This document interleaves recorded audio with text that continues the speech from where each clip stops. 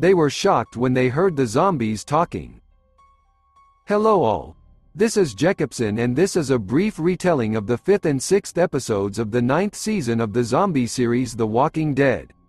You can see the previous episodes at the links in the video description. As soon as this video gets 300 likes, I will release the next part.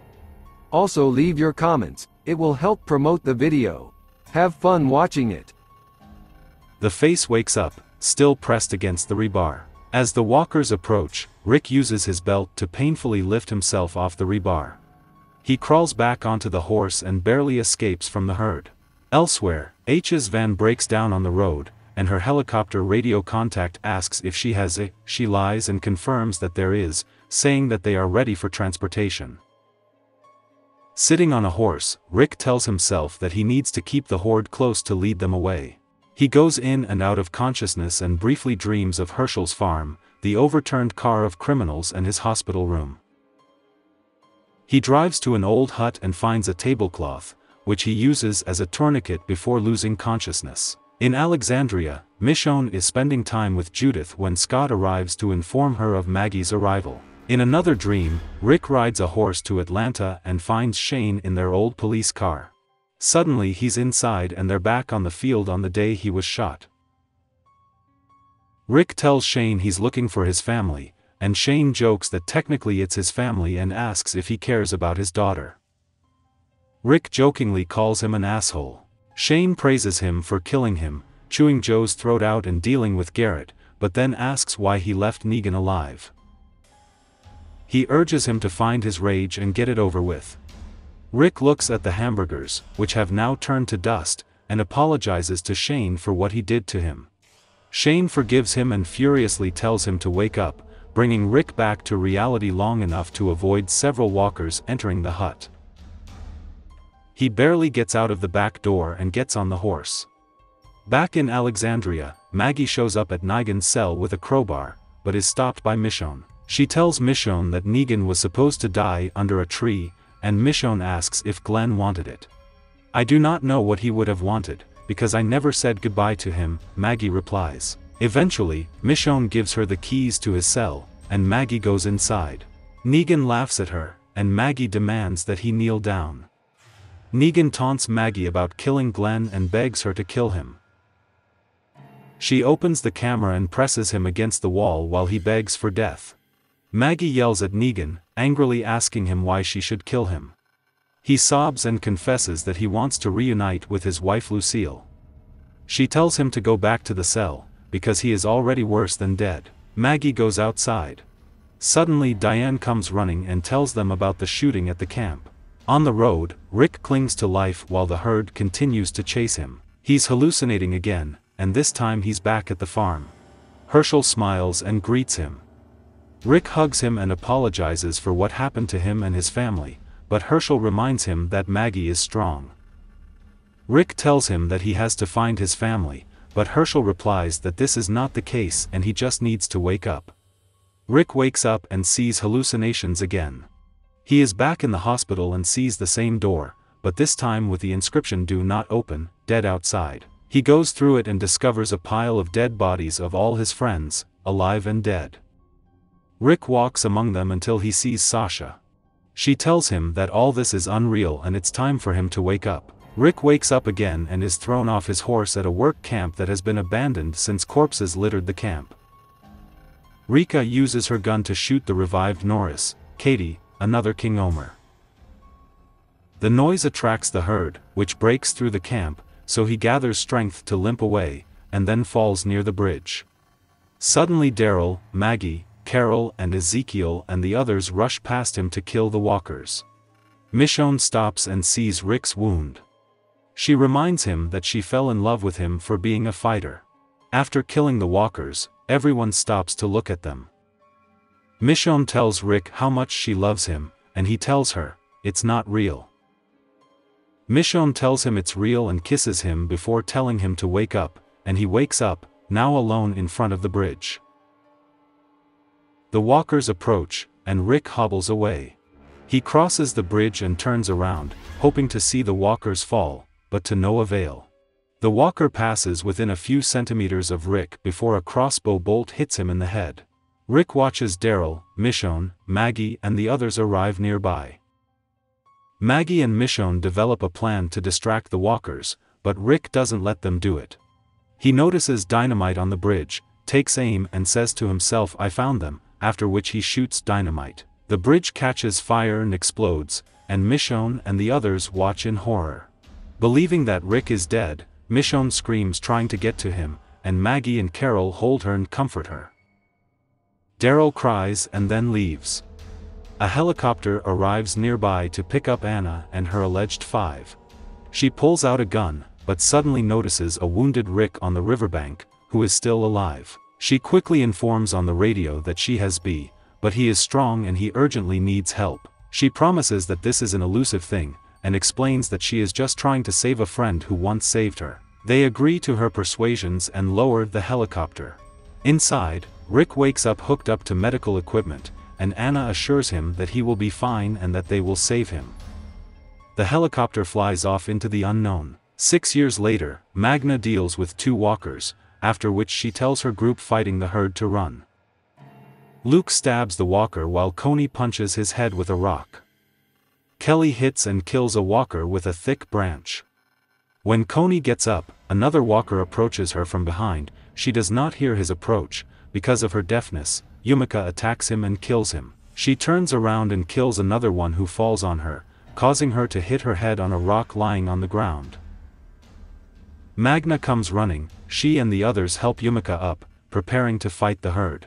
They are quickly overpowered, but they are saved by the fact that the walkers around them were shot. Magna and her group escape into the forest and find a young girl who asks for their names. They introduce themselves and asked what her name was. The girl raises her hat and introduces herself to Judith Grimes. In the woods, Michonne talks to an invisible Rick by a ruined bridge about the future and how life goes on and time passes. Elsewhere, an aged Daryl is fishing in a lake and watching nature take over the walkers. In the kingdom, long-haired Carol wakes up next to Ezekiel and admires how everyone works in the community.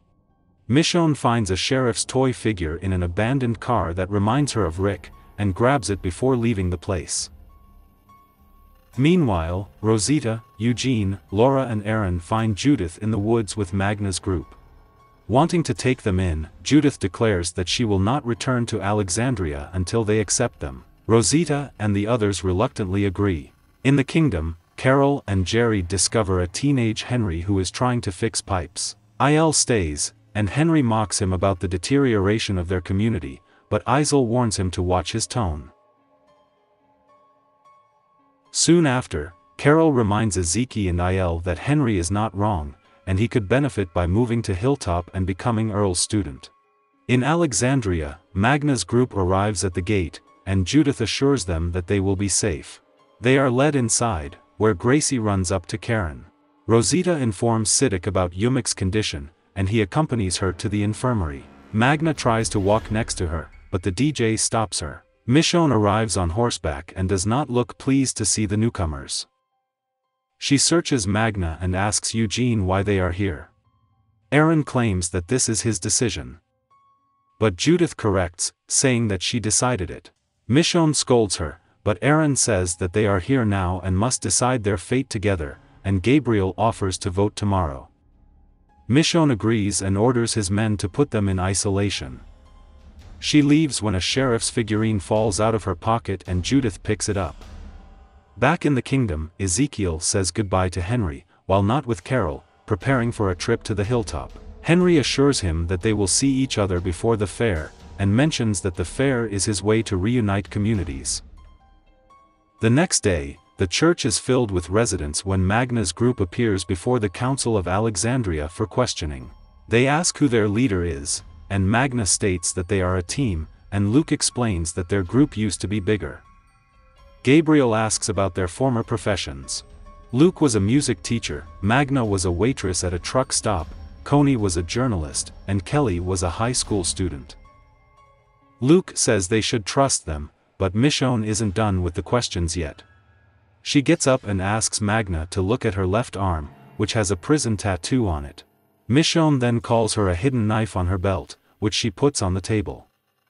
Michonne breaks out, stating that she will support any of their petitions.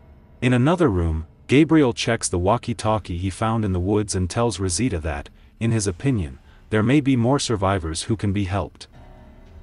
He suggests installing a remote amplifier to boost the signal and find new communities, and Rosita asks him to stay in town while she and Eugene install it. Rosita then kisses Gabe and he tells her that she is wonderful.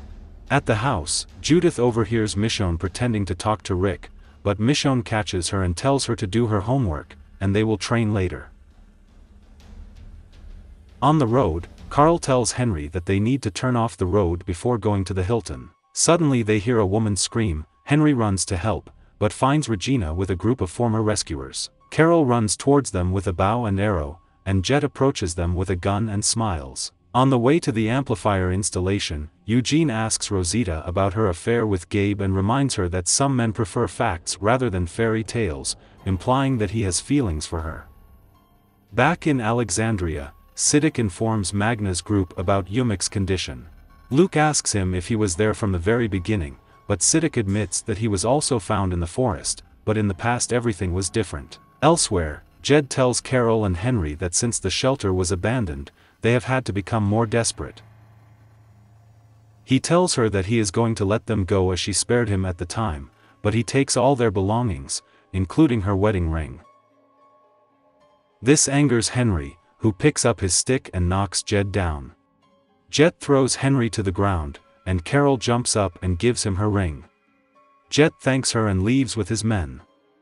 Outside of Nigan's cell, Judith reads him a math problem about two planes going into collision.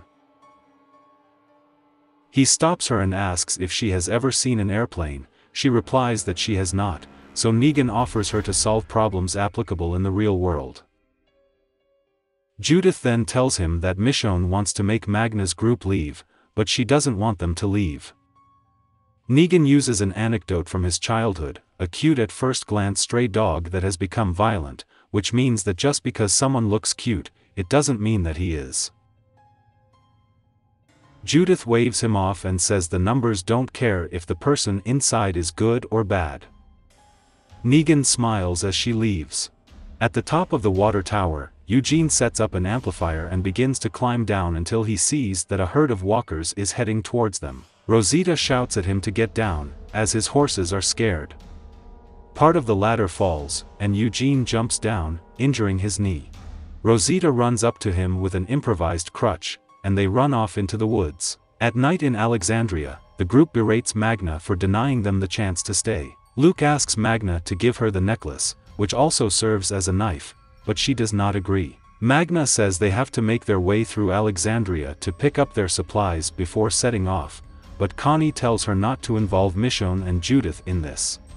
Luke says they'll save the fight for those who deserve it, and Magna finally gives the necklace away. In the woods, Carol and Henry are camping in an abandoned car. Henry scolds her for not defending herself, but she replies that she couldn't risk him getting hurt. However, some time later, Carol returns to the Savior's camp. She lights a match and reminds Jed that they hurt her son. She throws a match, causing all the rescuers she doused with gasoline, including Jed and Regina, to ignite and die. Back in Alexandria, Magna sneaks up to Michonne's house with another knife. She opens the door slightly, but sees Michonne picking up and hugging the baby, and leaves. A moment later, Magna comes to the door and hands Michonne her knife, telling her that she was right about her.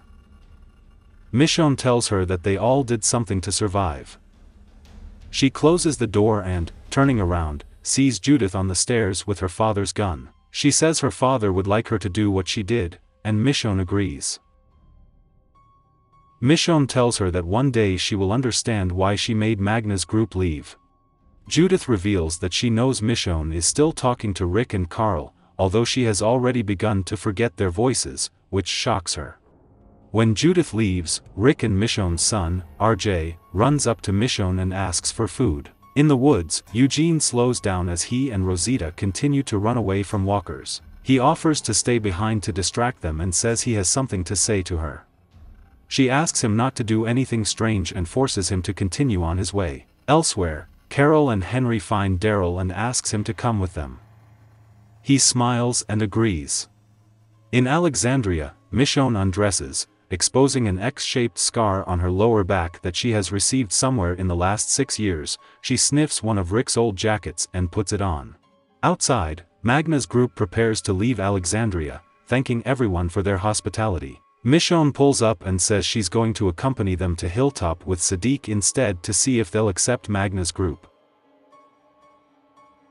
Back in the woods, Rosita and Eugene roll into a ditch and get covered in mud as the walkers approach. They remain motionless, but experience shock and horror when walkers pass by them and whisper to each other. «Не дайте им уйти!